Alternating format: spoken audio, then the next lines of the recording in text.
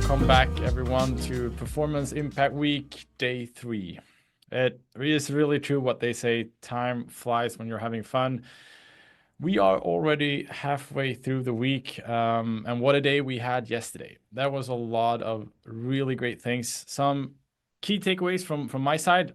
When Lavinia mentioned the importance of utilizing time and networks that we already have in place to enable change, I think that was something that really struck with me. We're so often talking about the challenge of finding time. I think utilizing the time that we already have to enable change, such a simple but cool way.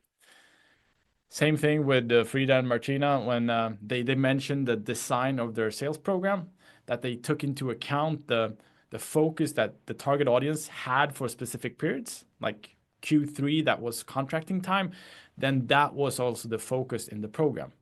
It's obvious when you think about it, but also such a brilliant design.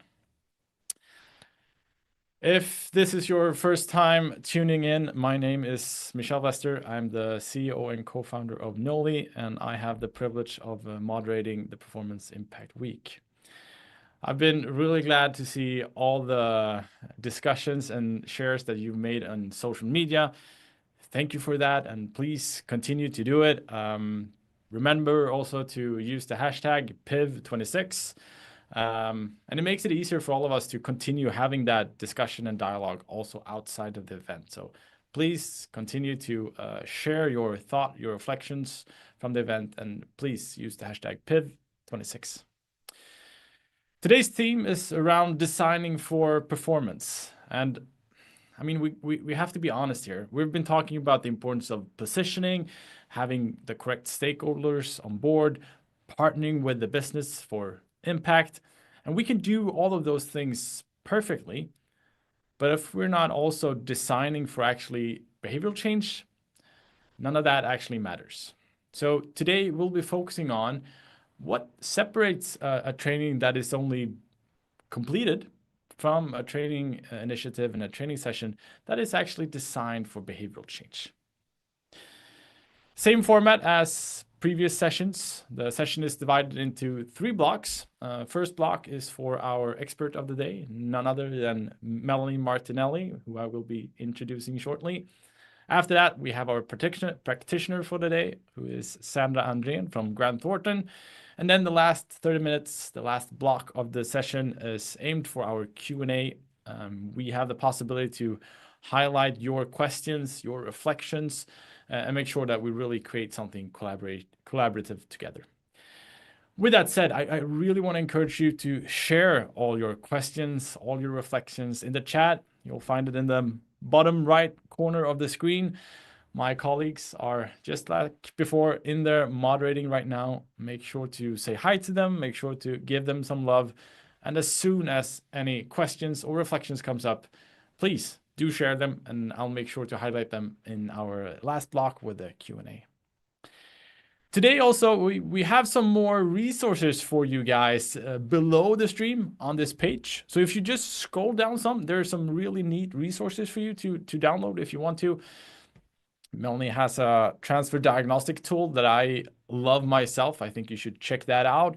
There's also a manager bundle, a package that introduces the concept that Sandra and her team have put together and gives even more details around that. So it's hopefully can make it even easier for you to do the things that they've done yourself.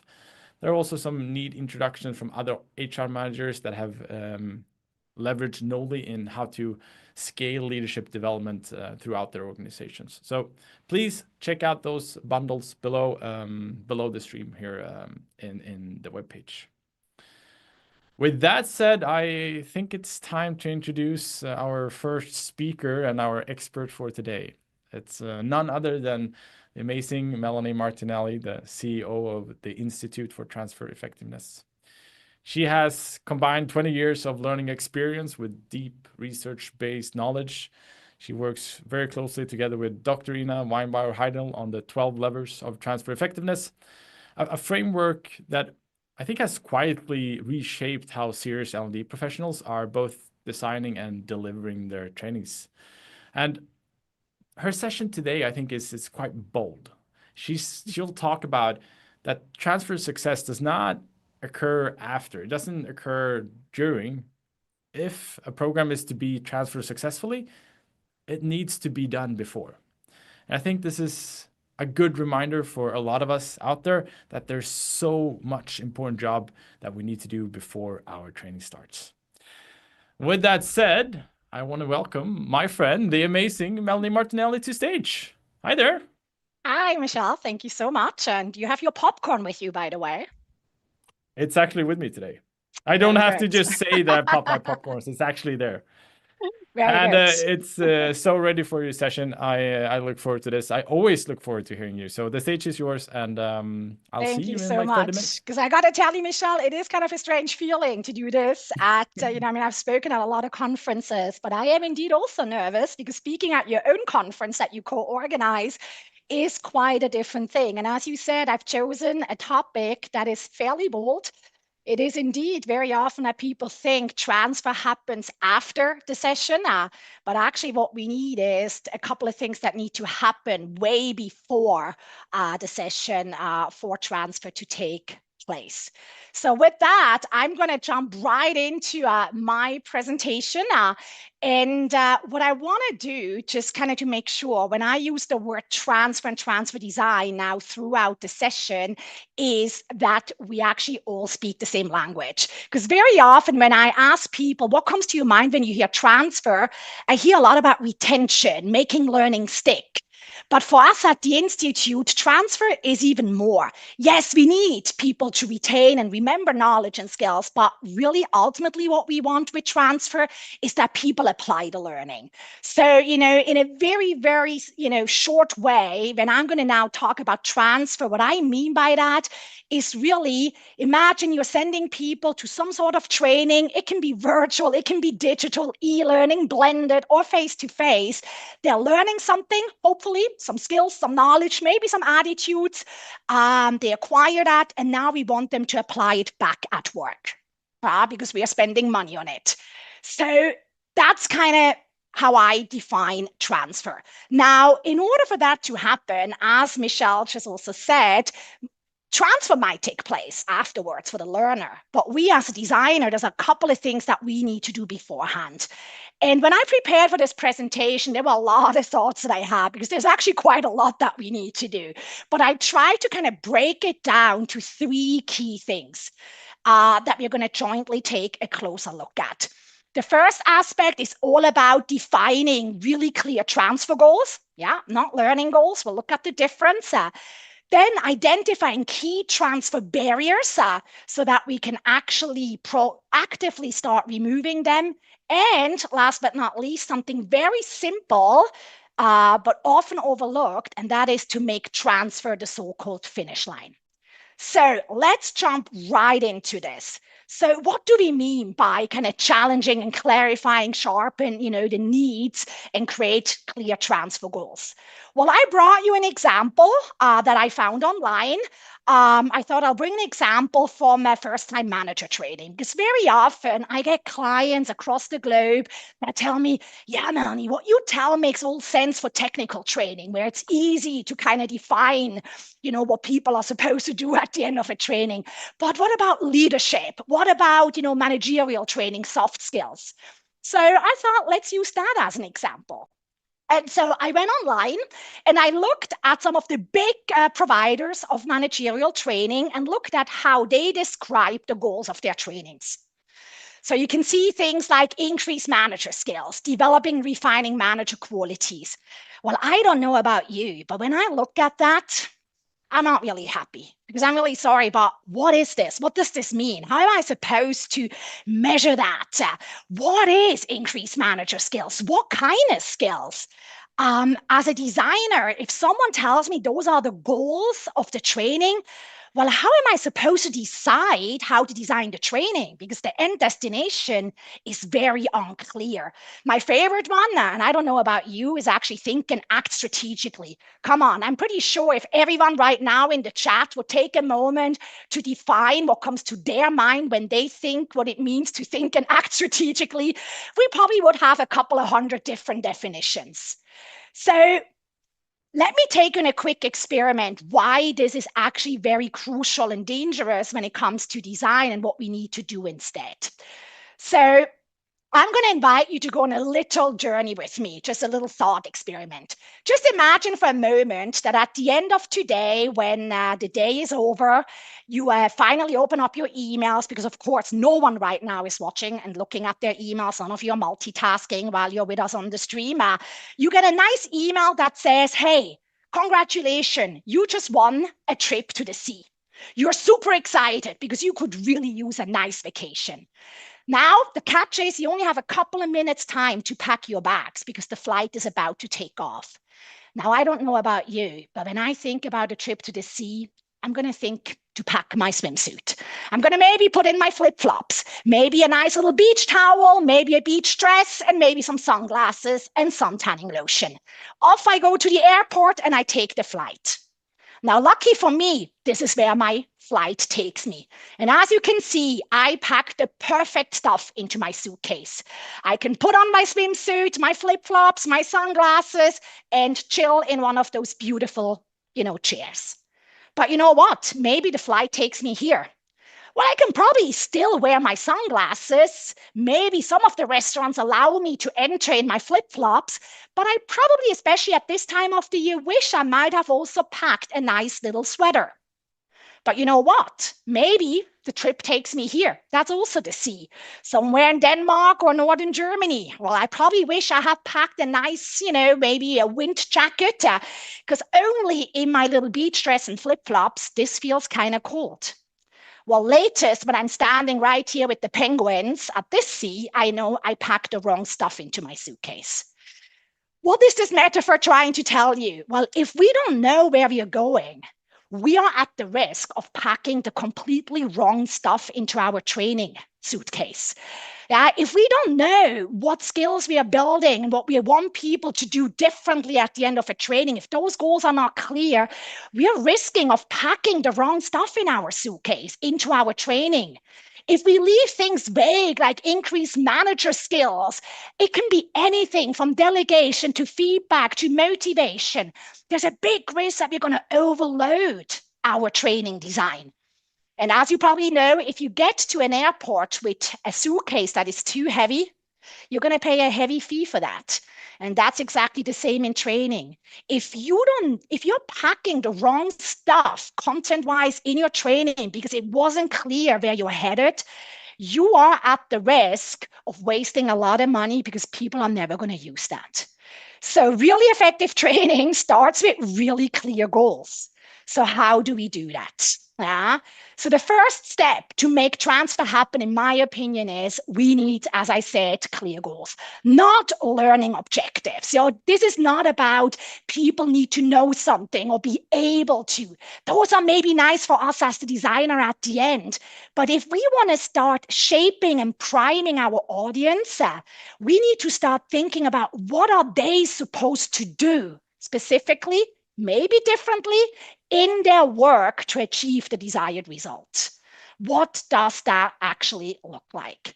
And so I brought you, and also as Michelle said, that there's a lot of resources I uploaded in the stream into Transfer Spirit, job aids, things that allow you to afterwards implement what you're hearing from me, and templates. I uploaded something called the Goal Canvas, and a part of that shares questions that you can ask your stakeholders to create that clarity on what is the so-called transfer goal. My favorite ones are, for example, what is the difference between a really successful, let's say, manager and a really bad manager? What are they doing differently in their everyday job? Or imagine someone who was on the training and someone who was not. What does the training participant do differently at work to the other? Last but not least, what behavior would show an outsider, colleague, manager, employee that their program was a success? There's many more, but those are 3 simple questions. Instead of asking, what do they need to know? What do they need to be able to do? What content should we pack in? Let's remove all of that first. That comes later. And first ensure that we know that end destination so that we don't end up in our swimsuit with the penguins. And so what does a good transfer goal look like? Now, for a managerial program, I brought you 2 examples. For example, a transfer goal could be first-time managers conduct weekly team meetings that require all direct reports to document project status and required actions. That's a very clear action that I can see them perform afterwards.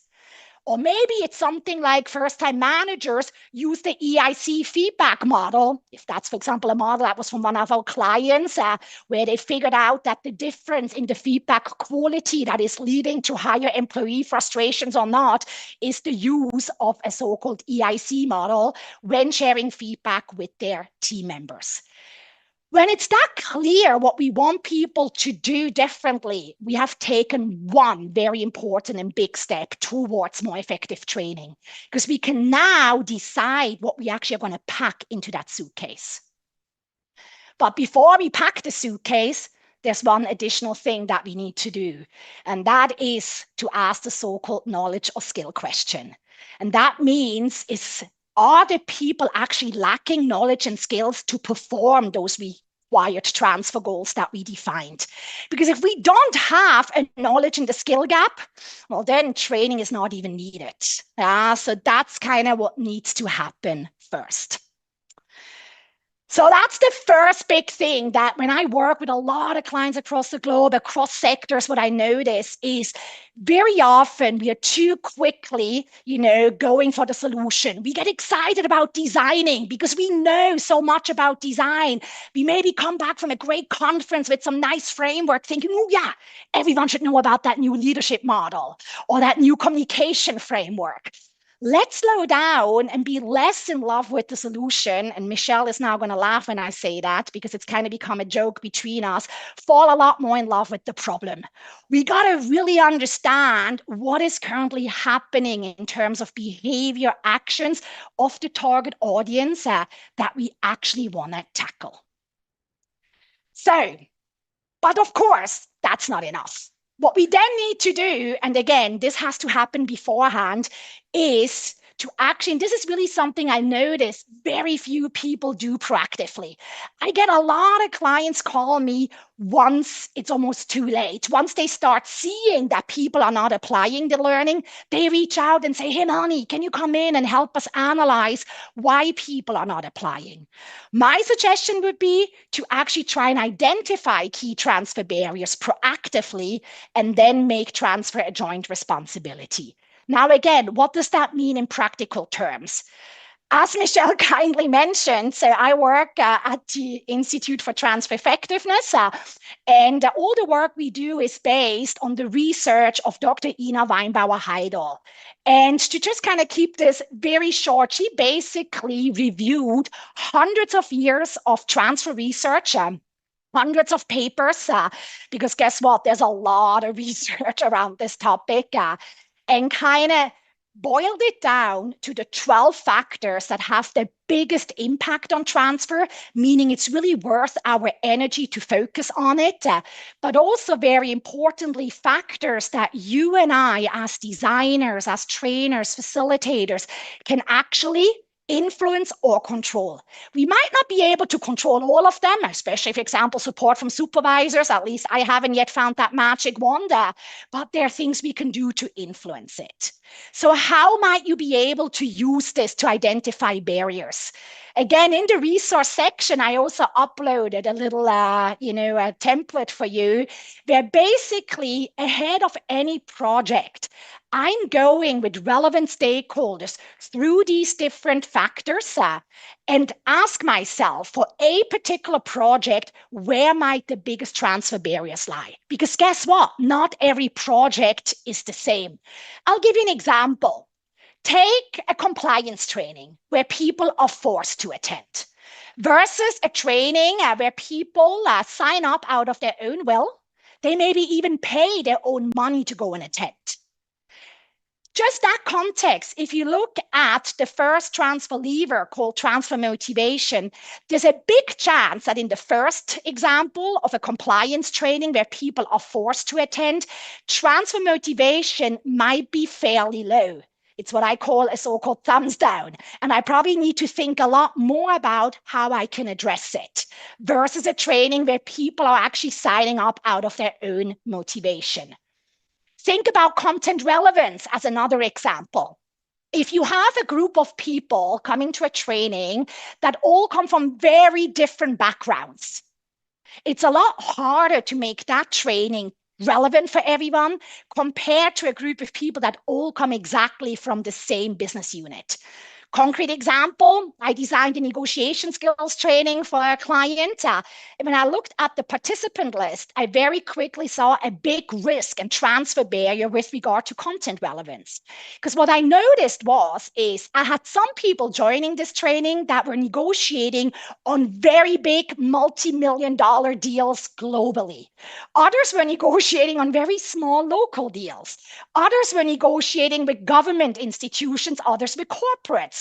And you know what? Some of them are negotiating as the seller and others as the buyer. How on earth am I supposed to make that relevant for everyone? Yeah, they all need to be able to negotiate, but the context in which they negotiate is very different. Doesn't mean I can't do the training, but I got to think much more in my design about how to make it relevant for everyone. And for sure, that's not going to be the case if I only provide one role play that is supposed to take care of everyone. I might actually need to create very specific role plays for all those different audiences. Last but not least, I'll give you another example just to kind of see how you can use the 12 levers to understand where the specific transfer challenge might be in your project. Opportunities for application, high potential leadership programs, big money getting spent on it every year across the globe. But what's the danger, or what's the transfer danger with high potential leadership programs? We are sending people to a training and they're only going to have down the future, maybe 3 months, 6 months down the line, an opportunity to actually apply what they've learned.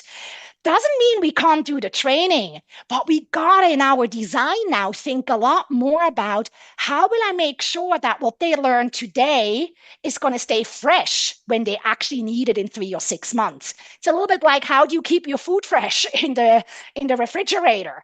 So it doesn't mean we can't do the training, but we have a transfer challenge that we need to proactively tackle.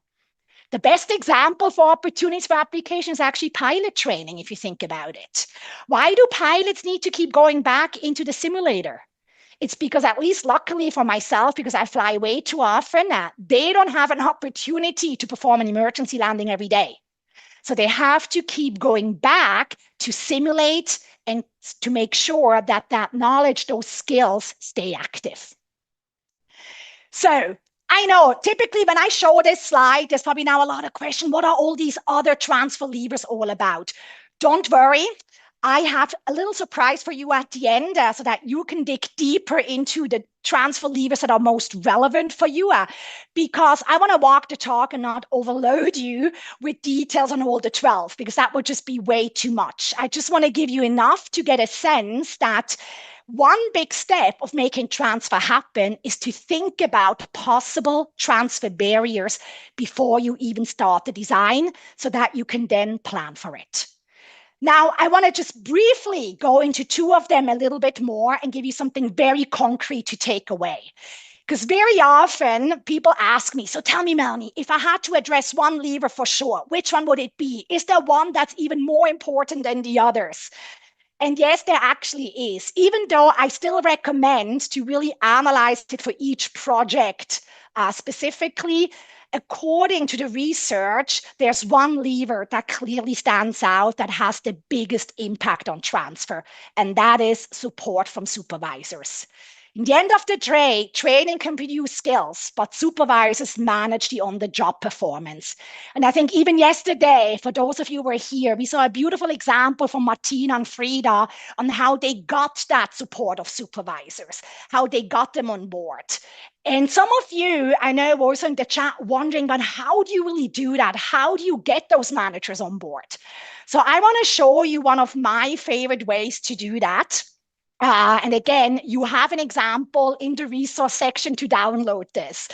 This is a self-check for managers that we developed for a client that had a massive challenge with getting supervisor support. They tried everything, explaining to them how important it is. I mean, loads of things they did, but it just didn't work. So we changed gears and tried, instead of pushing the message to the managers, we tried to create a pull. So what did we do? Well, we send out this little self-check to the managers about a week before team members of theirs would go to the training. And basically the email said, and I'm just going to use Michelle as an example, hey, dear Michelle, one of your team members, Carl, he's about to attend a training. Here's a little self-check that can help you determine whether you, in your function as his manager, will actually get the best possible benefits from it. And then the managers had different kind of questions, all listing actions that a transfer enabling supervisor would actually do, such as, communicating clearly that this training is useful and so forth. And at the end, by adding up the different points, it kind of gave the manager a nice little assessment. And if they scored fairly low, it basically told them in a nice way, hey, Michelle, you're about to waste a lot of company money. And what happened was magic. All of a sudden, we got managers calling us saying, hey, I did the self-assessment and it kind of told me I'm wasting resources and money. Can you help us? What can we do to support? All of a sudden, managers were motivated to attend a shorter version of the training and get support from us. So you can see, instead of trying to push it onto them, we created a so-called pull. Now, some of you in the stream might now say, well, that's great, but I don't have access to the managers. I work external, I might be a freelancer. How do I get access to the managers? Don't worry, I got you covered too. There's another tool that you can use, the so-called proactive talk with the manager, some guiding questions. This is what you send to the participants, because hopefully you have the list of the participants. And so you kind of send a message to the participant asking them to schedule a quick coffee chat with their supervisor, and you're giving them a list of questions that makes it easy to have that conversation. Because that's another thing. As a transfer designer, we got to think about not just telling people, what is their part, but we can design the processes, the systems, the tools that actually make it easy for them to do what helps transfer ultimately. So that's something you can do about supervisors. Before I get to my last little point, and then we'll slowly start wrapping it up, I want to give you something even simpler, because some of you might now sit there and say, well, yeah, supportive supervisor, that's a challenge, that's not really in my control. So as you remember in the 12 levers, there's a few levers also in the design section. And those are things that you as a trainer and designer have in your direct control. So I want to share with you some really low-hanging fruits that you can consider the next time you approach the design of any of your projects, because it really makes a difference. First of all, it's about content relevance. Make sure that you use compatible examples and metaphors that trainees can identify with. So often I see way too many generic stories being used. This is so easy, such a low-hanging fruit, doesn't cost anything, but goes a long way with transfer. And then let's move beyond those typical aha moments. Oh yeah, this is interesting, to constantly asking our participants, what might I need this for? What can you actually do with this? How is this going to help you do your job? Constantly creating that relevant link to their everyday job. What you can also do is move beyond active learning. Ensure that you have enough active practice, meaning at least 30% of the training time. And I know many of you might now go and say, oh, I do this. I have this absolutely covered. This was a big aha moment for me, because I actually misunderstood the difference between active learning and active practice. Active learning are things like brainstorming with each other, collecting, let's say, the 10 top ideas on how to manage a difficult employee. But that's not active practice. Active practice is actually trying out the behavior you want to see them use back at work. So it is about getting in those uncomfortable role plays and simulations to really try it out. And then transfer planning, reserving 10 to 20% of the training time to it for action planning. And I guess I'm guilty as well. How often do we skip over that because we have too much content in our session? We are running out of time. About the same that's going to happen to me very soon because I know I need to start wrapping up. It's just a reality. It happens all the time. We're excited about our stuff and we pack too much in it. But let's make sure we cut out stuff and leave that time for transfer planning. And when we do that, let's not only talk about the goals, what someone is trying to achieve, but help them define. And you remember Martina spoke about that as well yesterday in Frida, those mini steps. The one small thing that someone is going to do as a result of having attended the training. And so I am indeed, Michelle, pretty much almost at the end. Just one last thought that I want to share.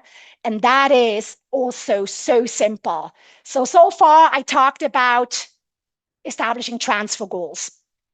Then doing a transfer audit with the 12 levers.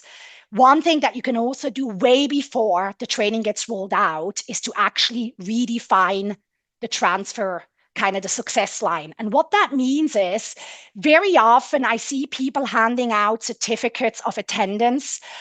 People get a certificate at the end of a program. But what you're actually doing with this is you're communicating to your participants that with the completion or the attendance of the training, the job is done. And you're straight away weakening any transfer expectation that might have been there. So instead of issuing transfers of certificates of attendance or completion, let's go with certificates of implementation, where people actually need to show and demonstrate results before they actually receive something into their hands. So those are a couple of my thoughts. And I know, of course, there's so much more, and you probably realize it. I'm super passionate, as Michelle said, about this topic.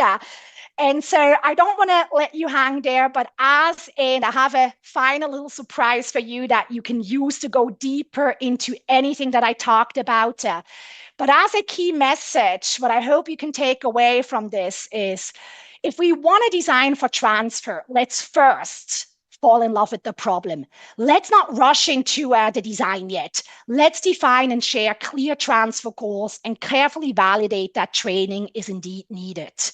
Then let's proactively identify possible transfer barriers.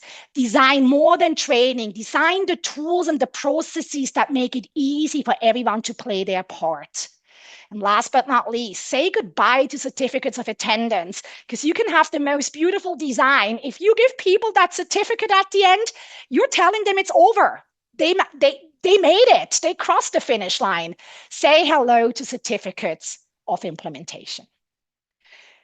So with that, that is it from me. And if you want to go deeper into all of this, here's a little gift. Scan the QR code. That's also available. So in true transfer spirit, you have access until the end of the week. And if you want to extend it, reach out to me to dive deeper into any of the levers that you consider most relevant for your work. And you can find loads of tools that help you address any of the 12 levers on this toolbox. It's also there, I think, Michelle, in the streaming page, so people should be able to access it.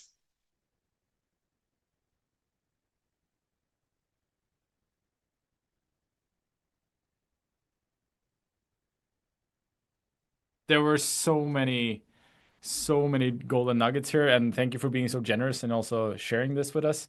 One thing that I would like to so I know the answer of the question, but I would like you to emphasize it, because you in the beginning you talked about the importance of setting up transfer goals, and how they're complementing a learning goal. Could you just like explain some more of how they're actually complementing each other? Because I think that is a really important aspect. It's not stop doing the learning goals. It's supposed to they're both supposed to support each other. Could you just explain some more what you mean that? Yeah, I mean the key message is that we don't want to start with learning goals. Way too often we start with learning goals, and we want to make sure we define the transfer goal. Once I know what the transfer goal is, so let's say I know that I want Michelle to conduct these weekly meetings with his with his team to kind of track project status, I can now get into the analysis and ask myself, why is Michelle not doing it yet? And then if I notice that you are lacking the skills of conducting these meetings, I can now formulate the learning goal, that the learning goal is that you understand maybe, first of all, the importance of these meetings and how, if you're not making, conducting these meetings, how this will negatively impact performance. Maybe I can also develop a learning goal around helping you brush up your skills in facilitating those meetings in an effective way. So the thing is, the transfer goal is what I start with. And then I got to ask myself, why are you actually not doing it yet? And if I then identify a skill and knowledge gap, that's what then, lends itself to formulate the learning goal. Does that make sense? It makes a lot of sense. And I was that the answer that you had formulated for yourself? So I'm just going to check back now. Mine was a lot worse. Mine was a lot longer, a lot more words. No, that was exactly what I wanted. Because I think what you always point out, like start with the end in mind, start with the transfer goal, the result that we're looking for, then work backwards towards the behavior that we think actually will create that result. From that, there's probably, as you're mentioning, some sort of gap. That could be a knowledge gap, a skill gap, depending on what it is. That's where we define the learning that needs to come into place. So thank you for clearing that out. As I said, I knew this was going to be great, but thank you so much for being so generous and for sharing all of these things. You will stay on and come back on our Q&A. I now want to introduce our next speaker to the stage. It's none other than Sandra Andrén, our practitioner of the day. Sandra is the Director of Learning and Leadership and Development at Grant Thornton. She and her team has built a really cool initiative that they call Get Leading. It's an onboarding initiative over 1 year that is introducing new managers into the organization. And I think what's really cool that they've done here is not only thought of a training, they thought of an entire support structure that is enabling a new manager to succeed in their new role. Just like Melanie talked about, what is hindering a manager to be a successful manager at our organization, and then thinking about how can we successfully support that individual in becoming that role. There's so many small, simple tactics that I know Sandra will introduce in this session, and I'm really glad that we have her on here on our stage and introducing this. It's an honor to have you with us, Sandra. Welcome to the stage. Thank you very much, Michelle. I will just see a couple of seconds, maybe we can have my slides at the screen as well. The stage is yours. I'll slowly back out. I still have a few popcorns. I'll enjoy them. Just enjoy it. See you in 30 minutes. I'll try to do my best. See you soon. Thank you so much. Well, you see soon my slides, I guess, there. Thank you so much. So today's theme, designing for performance, not just learning, captures exactly why we built Get Leading the way we did. Because at Grant Thornton, we don't believe new managers should simply attend a course, take some notes, and hope it sticks. We believe they deserve a system, an experience intentionally designed to help them perform from day one. And that's why Get Leading is not a training, it's a year-long transformation. And as Michelle said, my name is Sandra Andrén and I work as the Director Learning and Leadership Development here in Grant Thornton, Sweden. And I'm also head of a brilliant team who focused on strengthening learning and development across the whole company. And in addition to my role as a manager, I focus on developing and reinforcing leadership through Grant Thornton's leadership model, ensuring that leaders have the tools and guidance they need to succeed. And this is why I'm here, to talk about Get Leading, Grant Thornton's learning journey for new managers. And today I will guide you through a few things. Why we started, something about the context, our goals and our target group, where we landed, the solution that we designed, but also what we have achieved to this very date. And also something finally regarding what's next on our journey.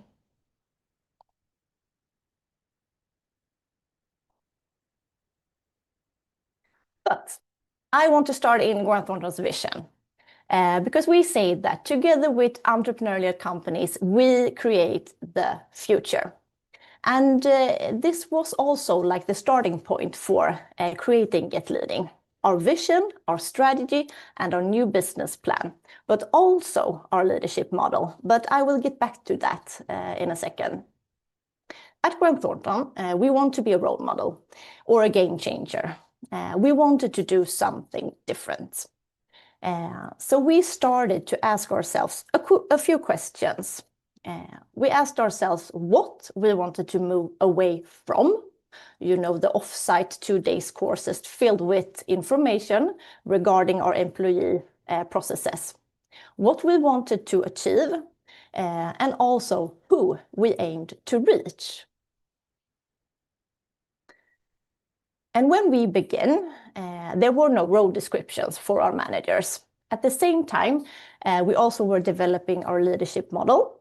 Therefore, in the beginning, we had to base on work on what was written about leadership in our business plan, and also through really great conversations with our senior leadership team, among others. And over time, the leadership model emerged from a leadership strategy, and it guided us how we prioritize the design of Get Leading, with a focus on managers with personnel responsibility. And when we started to develop the program, we continued to build on what we already had in place and identify what we needed to add to ensure managers received the onboarding we believed was necessary. And as a part of this process, we also interviewed several managers, gathered insights from previous development and training initiatives. And we wanted to create a concept closely connected to the business, not just an HR product. And we also continuously put in inputs and alignment, where therefore it was very important for us to we worked iteratively. We created something, we were testing it, and we were adjusting it based on the results we got. And for Get Leading, this meant choosing to launch a few components at the time. And this allowed us to avoid waiting until, you know, everything was perfect, which is never truly is. And launching one part at a time enable us to gather feedback on the setup and continuously adjust it to something even better. But back to our leadership model. In Grant Thornton, we see leadership in 4 dimensions, and it starts within every employee through self-leadership.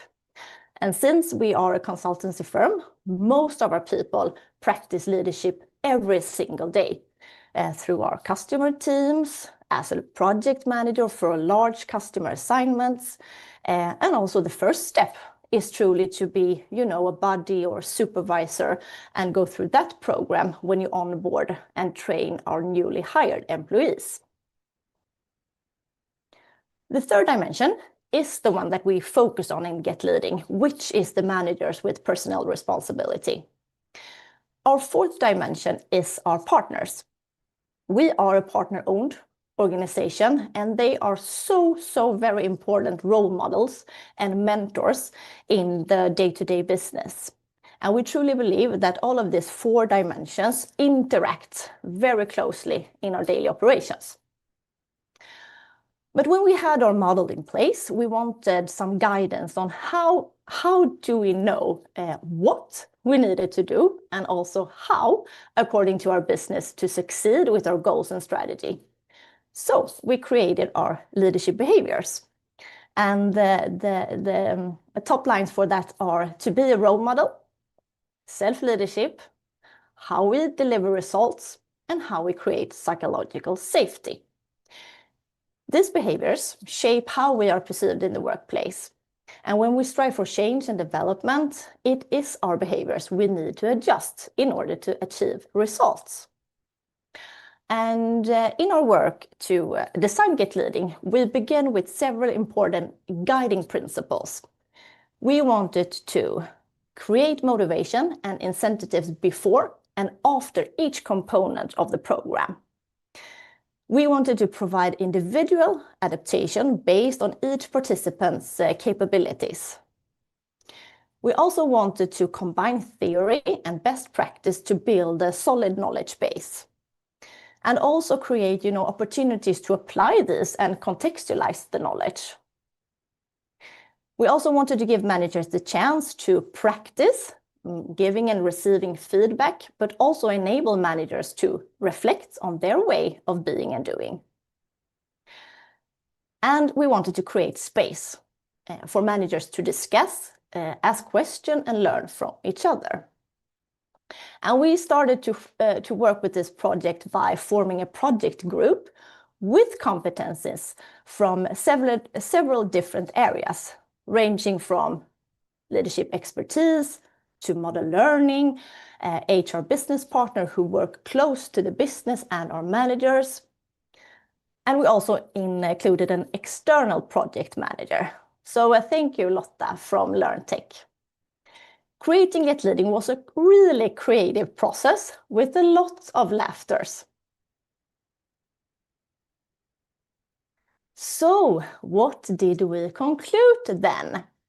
As you can see now, the overview on the screen, Get Leading a learning journey that a new manager follows during the first year in the role. The learning journey consists of 3 parts. Onboarding that starts at day 1 and runs for approximately 4 months. An introduction to our employee processes as they occur throughout the year. And also we have boot camps, where our managers practice handling challenging questions and difficult aspects of leadership. And I also want to mention Ledarhubben, the leadership hub, which you can see at the bottom of the slide. It's on our intranet, where parts of Get Leading are hosted. And the aim of Ledarhubben is to serve as a community and a central place for all information and communication related to our managers. And I will show you just some images from Ledarhubben shortly. But the second part in Get Leading overview is the onboarding, which includes several components, and I won't go into them in detail, but one important element is the learning trials, which are part of the onboarding.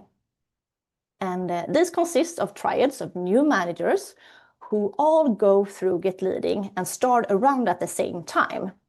They meet in 4 sessions during the onboarding, and they meet in structured formats to discuss manager-related topics and challenges. And our HR business partner act as a learning trial support and are available to assist, answer questions, and also participates in one of the sessions. Then we have the employee processes.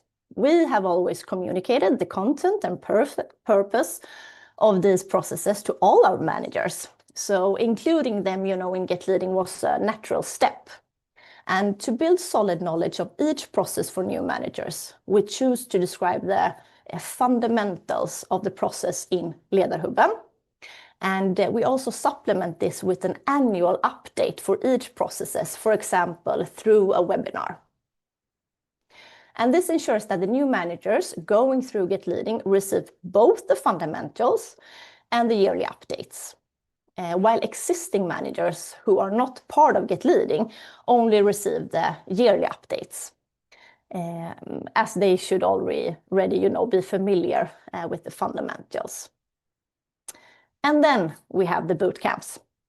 We wanted Get Leading to include practical training in the areas that managers really feel challenging. So that's why we included boot camps, where they meet the digital through Teams or Zoom, or as an in-person event to practice on a very specific topic. And we have tested boot camps in difficult conversations, such as delivering a salary review, which we conducted together with the vendor with actors. We have also topics such as leading for self-leadership, driving competence and performance, and effective leadership. And as I mentioned, I wanted you to show you just a few excerpts from Ledarhubben. And we understand that you can't see exactly what the text says on these images. I'm sorry to do that, but they are meant to give you just a sense of the look and feel. And unfortunately, our internet is also in Swedish. But what you see on the screen at the top left is the landing page of Ledarhubben. And on the right, you see the landing page of the section specifically for our managers.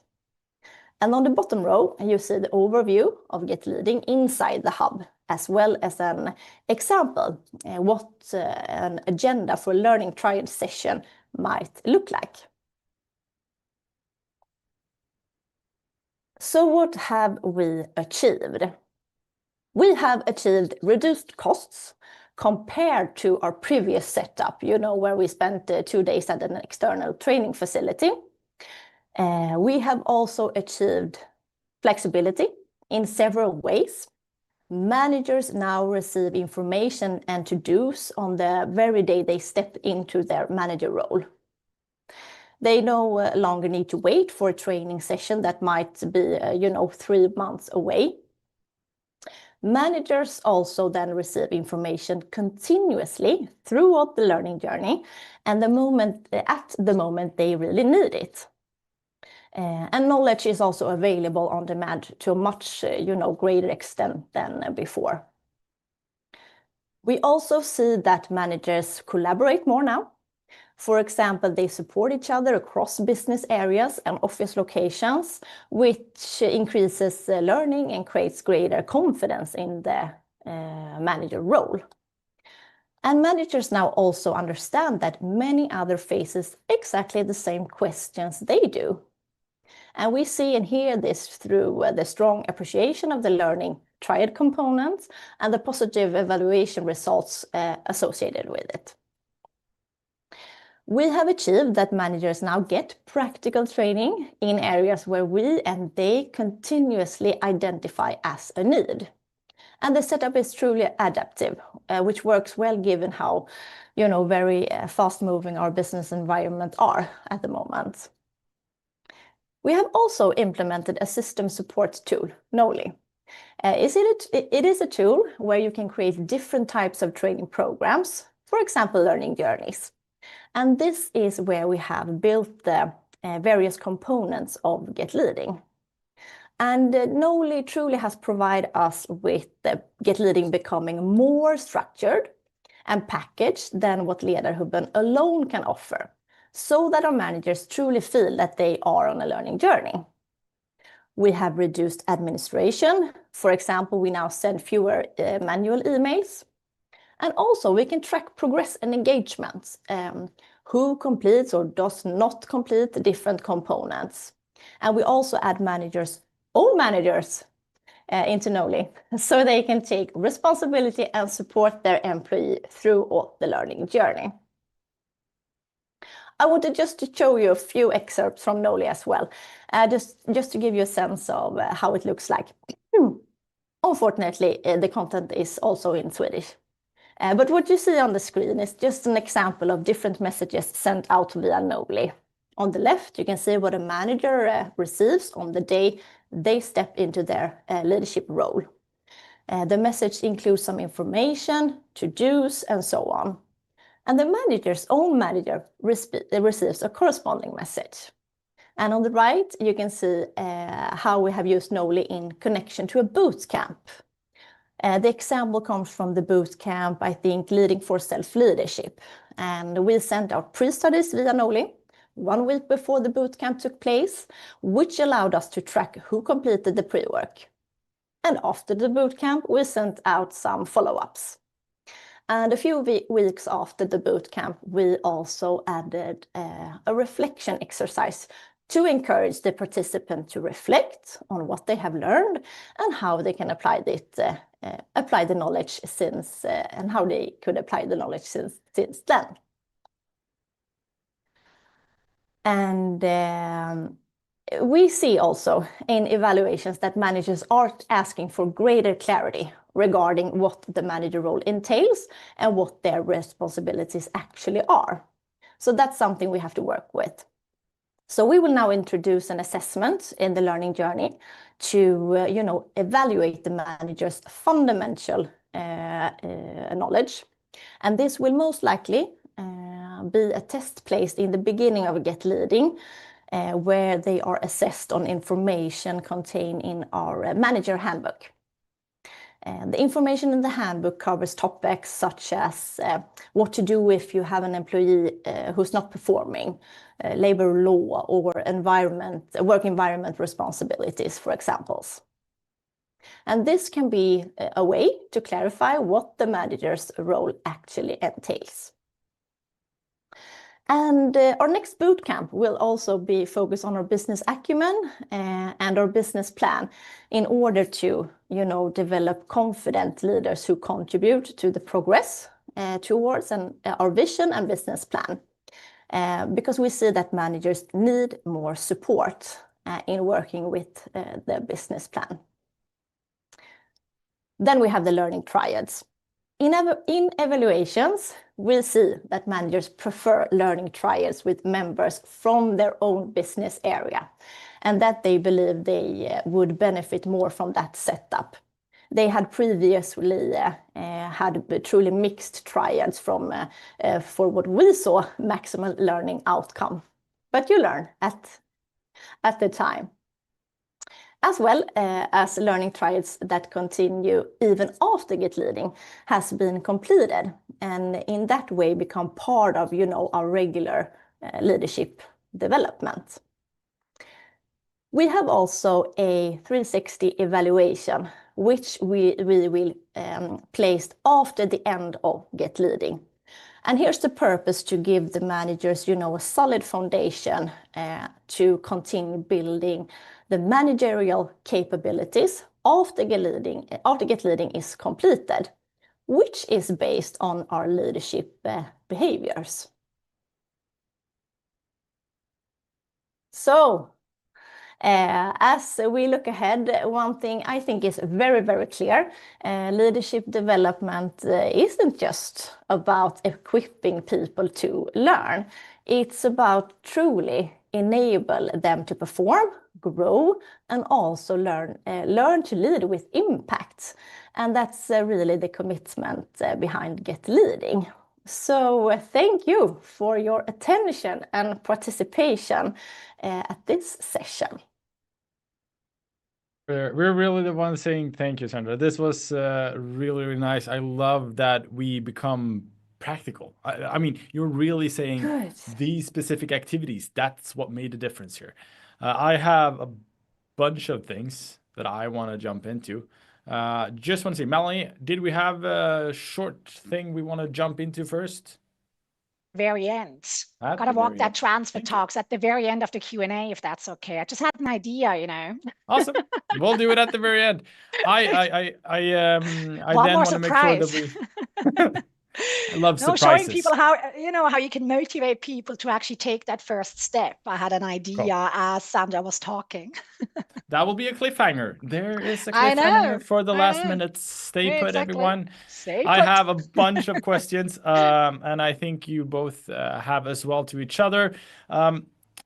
Could we start, Sandra, with these triads? Because I think this is something you've done that is fairly unique, and I think really, really cool.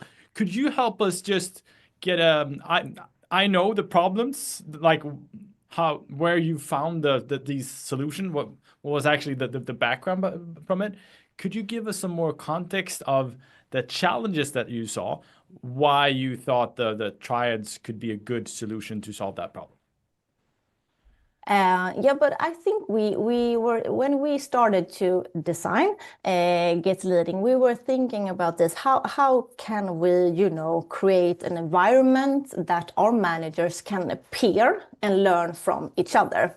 We were pretty much stuck in I have to learn everything by myself, or do I have a question, I go to my supervisor. And we wanted to create something different there. We wanted to, get them from day one to act as peers. We have 150 managers across the firm, and they, as I said, you know how it is, they have the same questions, and they think they're lonely with their questions and problems, but they're not. So we truly tried to figure these things out with the learning triads. Yeah, and I should re-mention again, if you're interested in learning even more about the entire concept, you have the Manager Concept Bundle that you can find just below in the stream right here, where you can download it, and also the diagnostic tool that Melanie introduced before. Circling back to the triads, one thing that Lavinia mentioned yesterday was the importance of just giving managers time to talk. Has that been something that you've heard as well in the feedback from the managers that have been a part of it, that they've appreciated that, the time to talk to other managers? Yes, and I mean, we see that in all of our leadership development programs, that they want to be able to network and talk to each other. And that was a bit of a hustle, and still are, with the learning triad, because, we try to, do it in a structured way. So there is topics that they should or could talk about, but we also wanted to create this safe place for them to talk about their problems, but they're also new to role, and they have a lot of questions, and they need to sometimes have I would say checklist, but somewhere where they can start their conversations. So it's you have to, and also, I mean, the HR business partner is a truly good and important part of this, because they can facilitate these questions with the peering managers. Yeah, and I think that is one crucial thing, that they are supporting the facilitation in the first one, but then it is also more autonomously in the ongoing ones. Like they have a topic, but they can more control the actual focus for each conversation. Melanie, Exactly. I saw you nodding a lot when we started talking about the. I want to bring you on here. What were your thoughts? What were going through your head? It's just, actually, I was really thinking that yesterday, and I mean, Lavinia was talking. I mean, this entire aspect of leveraging the spaces we have. I mean, you are very familiar, of course, Michelle, as well, with the 12 levers. And one of the levers that is a big transfer barrier, and it's actually becoming more and more important nowadays, is transfer volition, which for a lot of people is a very cryptic term, but it's actually very easy to understand when you just think of it as energy to implement. Sometimes, I want to go to the gym, but do I really have the energy at the end of the day? No. And so what we know from a lot of research is we can really beat that volition problem by leveraging existing structures, so weekly meetings and teams, but also make those catch-ups more fun. So I'll give you a very simple example. We had a client that designed, similar to you, Sandra, a beautiful leadership program. And one of the skills they were trying to harness was taking a helicopter view. So to think more strategically. And so then they had the great idea on paper to have follow-up sessions to make sure that after the training on a weekly basis, the leaders met with each other and talked about taking a helicopter view. Only problem, they didn't do this in a very volition-friendly way. They planned those catch-ups for Friday afternoon from 4 to 5. Now, I don't know about you, but that's not a very, Friday 4 to 5, I'm not in the best mood anymore. I just want to go to the weekend. So the thing is, sometimes something looks really good on paper, but it doesn't really take the context of the participants into consideration.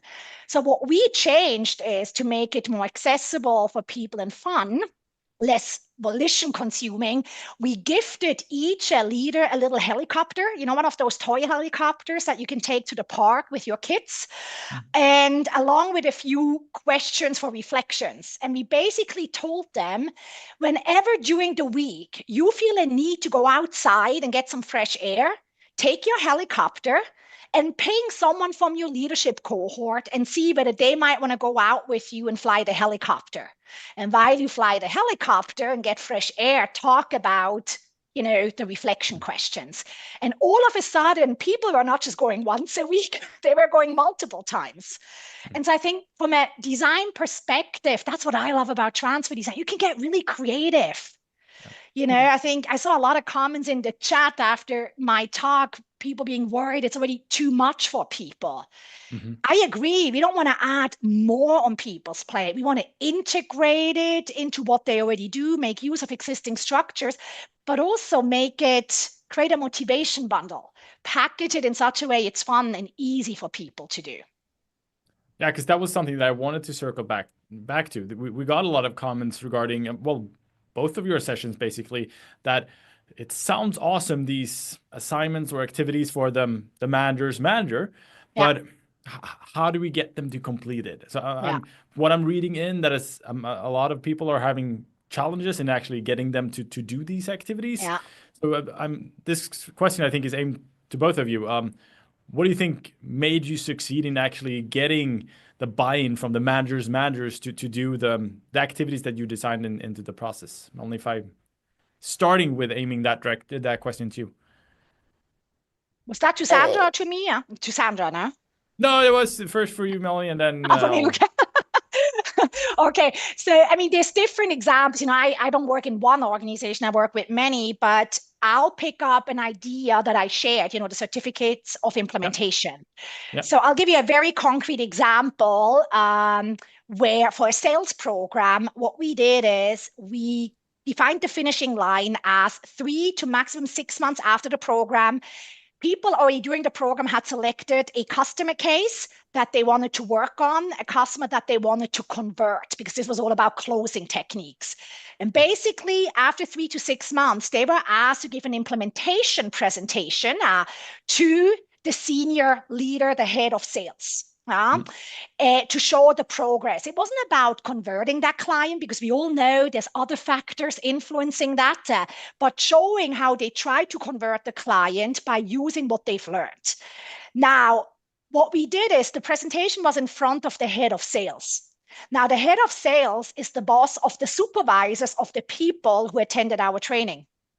Now, all of a sudden, those supervisors had a real interest in supporting their employees because they wanted them to look good in front of the big boss. So in the end of the day, and I think this was a theme in all every day, there's a lot we can learn from marketing. The what's in it for me, we talk a lot about that in training, but it's the same for the supervisors, for any of the stakeholders we want to play a role.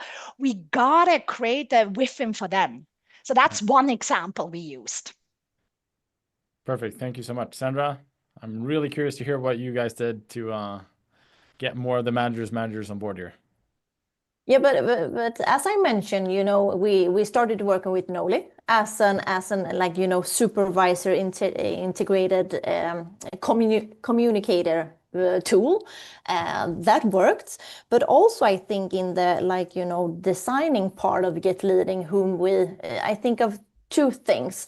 First of all, that we were selling in this program to start at day one. The supervisors don't need to have, they don't want to have newly hired managers that can't do their work approximately the first 6 months because they're waiting for this, 2-day course on a off-site training facility working regarding the employee processes. So they were really keen about that. That's the first thing. And the second thing also for this, how we created the learning trials. And we work in professional services. All of our managers is also consultants in their job. They have this leadership dilemma all the time. And they have to be pretty clear about how they use their time and when they manage their team and how. And when we created this learning triad and try to create a community with peers on the same level, we also created something different for their supervisors. Maybe day-to-day questions that they got all the time, generalizing, but was now, you know, into these learning triads, which I think was like, yeah. Can I think add that's something to this, Michelle? Because as Sandra was please. talking, I was just thinking it's actually something that was shared yesterday in the example of Scandic.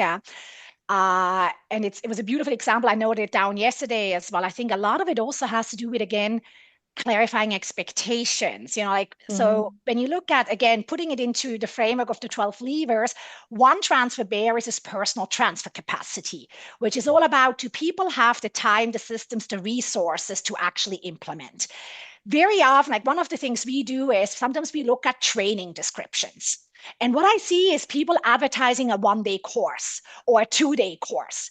Well, if you're advertising a 1-day course to me or a 2-day course to me, all I'm going to book in my calendar is 1 day or 2 days. But if you actually show me the full journey, what all is part of it, how much time is required before, during the modules, I have a much better understanding already, and I can see in my calendar it actually makes sense. Which also means, you know, we got to be careful about when do we schedule trainings. I see so often trainings getting scheduled around the availability of the trainer. And yeah, we might want to think they're very important, but no, it should be around the availability of the learners. When is it a good time for them? When do they have the time, not just to attend the training, but also the time and after it's the opportunity to implement? Give you my favorite example, a client who called me for a training on the 22nd of December. I mean, they called me early December and said, can you do a session for us on the 22nd of December? And I said, that's an odd date. He said, yeah, no, then no one will be busy. They have all the time. And then I asked, so tell me, are they going to go on holiday afterwards? Yeah, we closed the office for 2 weeks. I'm like, great. I mean, that's when you can say goodbye to transfer. Yeah. You know, so I think it's part of it is also one thing we started to do when you sign up for our certification on the website. We actually ask the participants to tell us that they indeed have reserved X amount of time to be part of our program. It's not a guarantee. Nothing is a guarantee. We got to be honest. We're only trying to influence the goods, but we can increase the likelihood of people being a lot more realistic about the time commitments and that when they're also clearly communicated. Yeah, I mean, I think a lot of us working with behavioral change, it's playing to the odds. How do we increase the odds of this actually happening? Exactly. So I think that's a perfect example. And again, coming back to Martina and Frida's presentation, that they've designed the entire journey in accordance with what was prioritized for the target audience to do at that point of the year. So yeah. Q3, it's contracting, then that's what they'll do in the program as well. I know that's an aspect that you also designed in this program, Sandra. I think one thing I really love with the communication that you've had towards the manager here as well, Sandra, is that the purpose of each activity that they've gotten is to support and help you. This is not for us. Like we want to make your life easier. We know from previous managers that a lot of them have appreciated getting support to do these activities now, because then you can save a lot of time in the upcoming months. And I think that is so smart of you in bringing that design in. We want to help you become the best versions of yourself. We know that if you do X activity now, this will become a lot easier for you in the future. I think that's such a simple tactic, but makes a huge difference for the managers. I just wanted to highlight that one as well. I want to go back to that you mentioned, Sandra, the fact that you didn't roll this out as a big waterfall methodology, like a big program at once, but that you actually launched components of it one by one. Could you just explain some more of the reasoning why you did it and the benefits that you got from it? Yeah, but I think, as I mentioned, we were really keen to, test, and this was is for us. It was very something. It was something different. I mean, of course, we have worked with, before, after, and training and stuff like that, with pre-studies and after studies, and the whole, leadership pedagogies around this. But this was truly something else regarding onboarding our managers.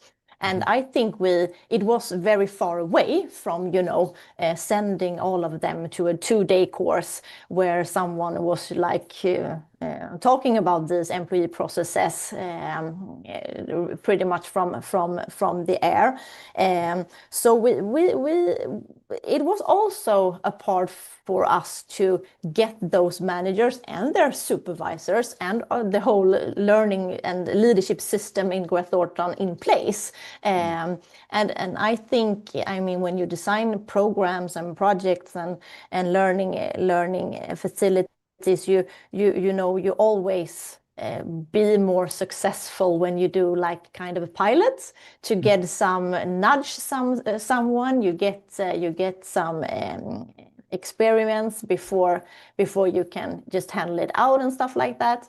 And I think that was a key to, and that we wanted to, adjust, do something better. And as I mentioned, we learned very much for like when we first outrolled the learning triads, we were really hard about, yes, we have to do these triads with from different business units, from maybe one person that has been a senior manager in another company, together with a truly junior manager in our company. But we learned pretty quick that was not a good way to do that. And I know, Melanie, you were talking about that as well, regarding, target groups and stuff like that. So so we learned, and when you do bits and pieces at the time, you are more likely to, get engaged with the other parts. So we try to do that. I love that you are sharing that with us as well. And I think you're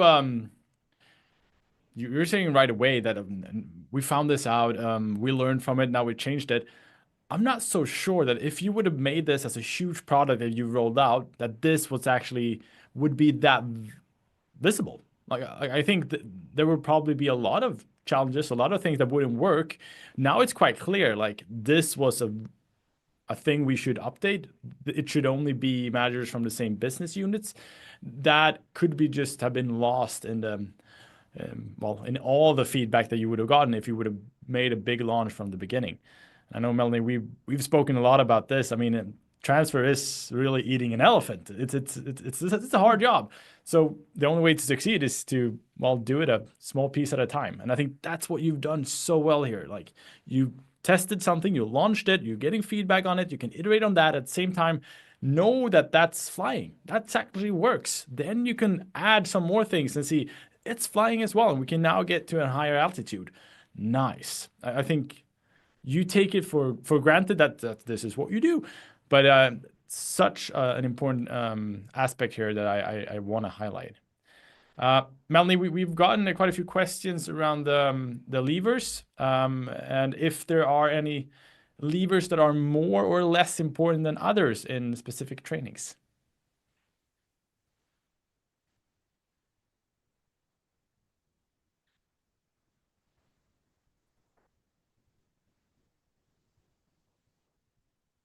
Oh, sorry. I guess I muted myself. Classic. No. So before I go into the levers, I just want to build on what you said. Because I mean, it's one of my favorite quotes, and I used it ever since you and I did a session with Sam at one point, fall in love with the problem instead of the solution. Another one of my favorite transfer quotes is perfectionism is the enemy of transfer. Yeah. And what I mean by that is exactly what Sandra did. You tried it out, you saw what worked, and you adjusted. And I know we have a day tomorrow dedicated to evaluation. I'm super excited about that because it goes hand in hand. In the end of the day, with evaluation, we are very often focused on that final business result. But in order to achieve that business result, we need the transfer. But for the transfer to happen, we need to monitor and adjust. And I get so often asked exactly that question, like you said, Michelle, what are the best transfer tools? What are the things we need to do? You know what? I can't tell you, because we got to try it out. Every context is different. Like all the tools I have in our transfer toolbox have worked in certain context, but also they have failed in another context. And I think that's what's really important. We got to stop treating every project the same. Like it is about understanding for a particular project, what are the transfer barriers? And I know some of you are now thinking, well, that's a lot of work. Yeah, it is. But the solution, again, that's another one of my favorite quotes. The solution to more transfer is less training, but training done well. If we just turn out volume of training, it will be at the price, of transfer, because real transfer design takes time and it takes adjusting, because we operate on assumptions initially, what might be the barriers. Then we roll it out, we monitor, we see what works. If something doesn't work, that's great. That doesn't mean we failed. That just means we now got the data and we can dig deeper into why that happened and adjust it. So I love what you did, Sandra, that you kind of try it out, you see what works, and then you adjust, because I think that is the way to go. Yep. But yeah, to your question about the levers, research tells us that supportive supervisor is the most important one. But then on the other hand, for example, opportunities for application are super important, because if there's no opportunity to apply, there's no transfer. I know it's pretty clear now. And afterwards, it really depends on the project. I think that's why it is so important. Of course, a fully transfer robust design considers all the 12 levers. And you can see that in Sandra's context. If you kind of would put over her design the 12 levers, you can see supportive supervisor is there. You did a lot for the transfer motivation with a message from the CEO at the start. You had practice building, so that's also boosting confidence. You made it in the moment more flexible when they take it. That helps with volition. You really try to work with their cases. That's the relevance piece, Then you have those triads, which is all about peer support as well. So, you can see there's a lot of it reflected, but I really typically, and I know some people get frustrated by that, but I'm going to maintain that line. I'm not going to lean out there and say one of them is the one you should always focus on, because it really is contextual.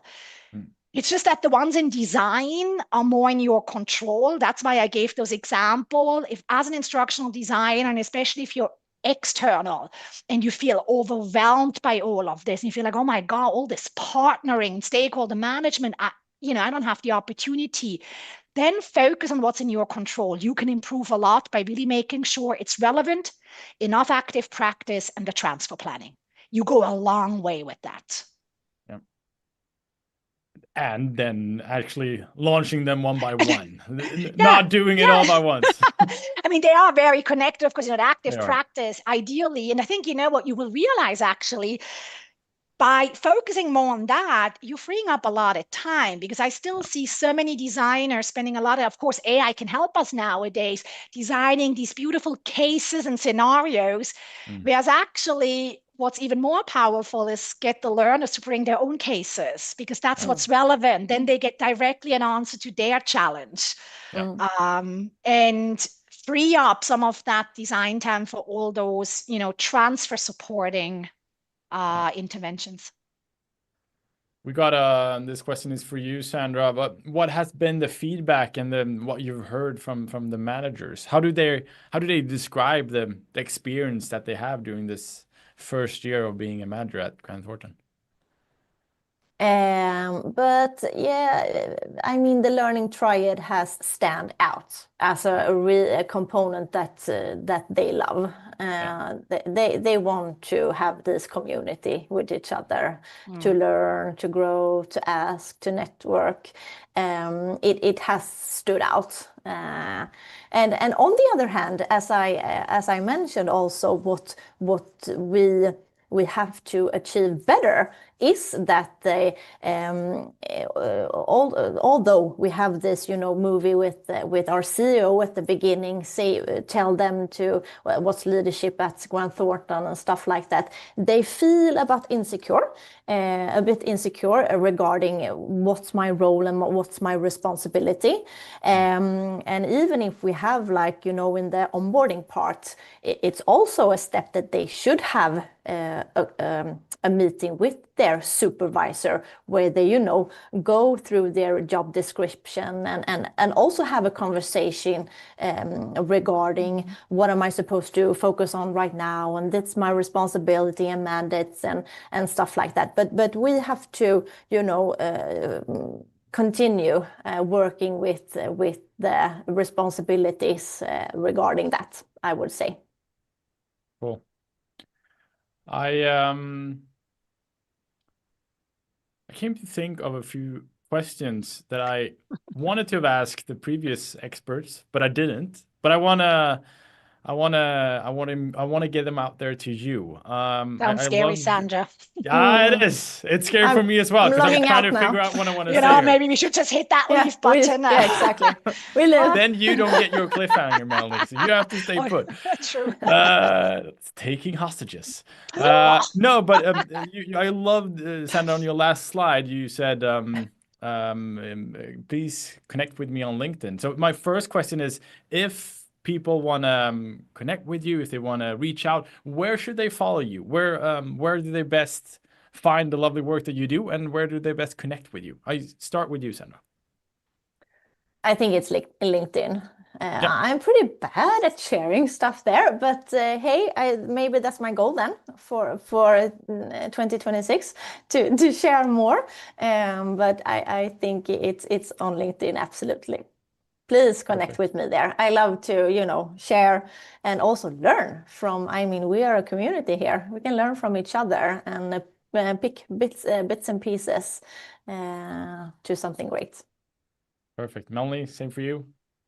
I would say LinkedIn, yeah. I'm pretty active on LinkedIn. I keep sharing a lot of resources because I really do believe, there's so much we can do together. And I just hope that with the work we do at the Institute, we can really help anyone in this field to take their baby steps towards more transfer. So I really think, LinkedIn probably would be the best.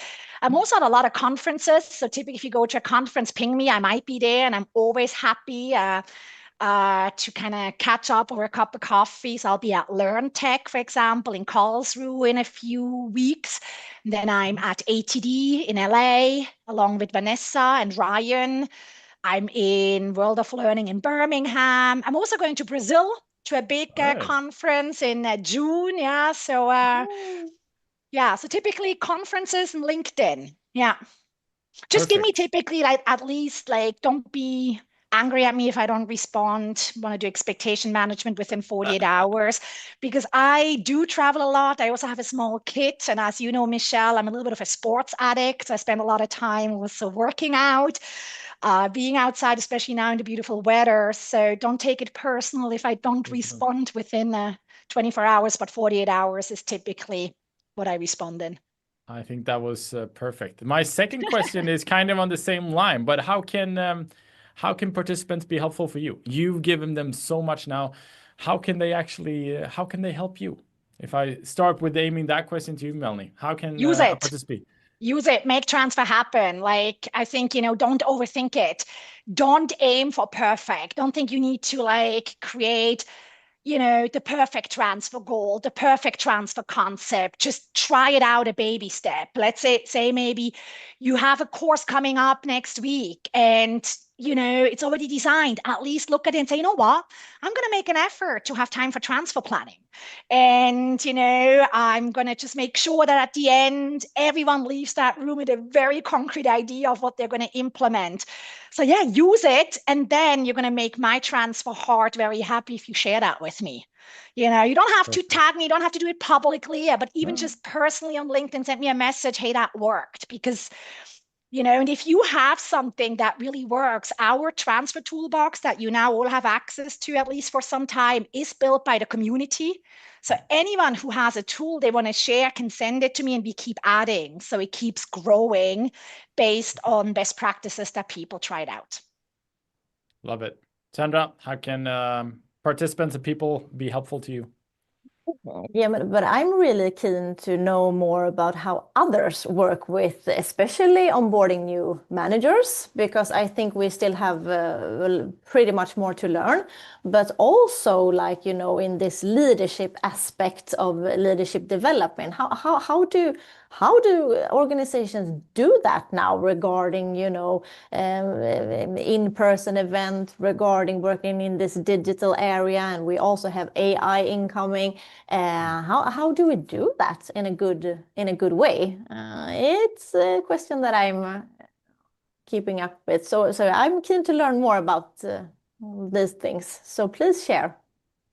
Amazing. Melanie, I'll give you your cliffhanger. Great. So, well, for that, so we at one point will need my slide as well that I just kind of quickly made up and now share. So we talked a lot about let's do it. And so I want to motivate everyone who joined us at Performance Impact Week to actually transfer what we've been discussing. It doesn't have to be about our session today, what Sandra and I discussed with Michelle. It can be about Monday's session. It can be about yesterday, about tomorrow or Friday. But I would be keen to hear from you that you take a moment and just think about what is your next step to make more transfer happen? What is that one thing that you're going to try out? And in order to motivate you to actually do that, I'm going to give you time till April 29th. I know this is tight, but we know that if you don't get into the doing in the first few days, it's not going to happen. It's going to be game over. So share with me a little update on how you have started to make more transfer happen. And if you do that, I will enter your name into a lucky draw. And then on the 29th or the 30th morning, together with my son, we'll do a lucky draw. And you can win a free lifelong access to our online toolbox. So that is, by the way, also to show you, because I saw a question in the chat, how do you motivate people to do things? Now, I don't say you always have to give them something, but it can help. There was a question, for example, by Deborah, I think, about how can you get more survey respondents, or someone else, I think it was Miguel, who asked about how do you get the supervisors to fill out that assessment? And sometimes what we like to do is to just have something, a resource added. For example, if you kind of do this follow-up survey, what you get is maybe access to an additional, top tip or another resource, another job aid. It doesn't have to be something monetary, but something of value to the participants, because of course we know autonomous intrinsic motivation is the best for transfer, but sometimes it can also help to give a little bit of an extrinsic push. So that is my gift or offer to the community. I'm very glad that you came up with it and that you mentioned it. Thank you, Melanie, so much. Thank you, Sandra, so much for doing this. This has again been an incredible day at the Performance Impact Week. I'm really glad that all of you have been here with us today. A few pointers before we leave. The recording from today's session, it will be sent out in an email shortly. Please continue to share the conversations and reflections that you got from the event today. Please use the hashtag PIV26. It makes it easier for us all to continue having that discussion and dialogue when we're leaving the event as well. Please tag me, Melanie, and the rest of the team if you want to do that as well. It makes it easier for us to jump on those conversations. And don't forget the resources that we have below the stream here and the webpage. Both the transfer diagnostic tool from Melanie, it's amazing. The manager development bundle with the key pointers from Sandra's introduction and session, and some other really valuable tools from other HR managers that have scaled leadership development internally. I think there are some cool things there that you don't want to miss. So make sure to look at those resources that are below the stream right here. Tomorrow, we're talking about measuring what matters, because we know that when we're creating all this effect, if we don't have the data to show it, it's not that valuable. So we're going to have Vanessa from Kirkpatrick Partners actually introducing us and talking, how do we measure the effect that we're getting? And how do we know that we're actually creating the results that we are from the initiatives that we are running? We'll also have Laura from Remova and Ryan from Tivado that will share an honest in-flight look at how their evaluation project has looked together, and a real-life case from inside a global retail brand. I don't think you want to miss that one. It's the same time, the same link as before. I look forward to seeing you here again tomorrow. Take care, everyone. Have a great rest of the day, and I'll see you tomorrow. Bye, everyone.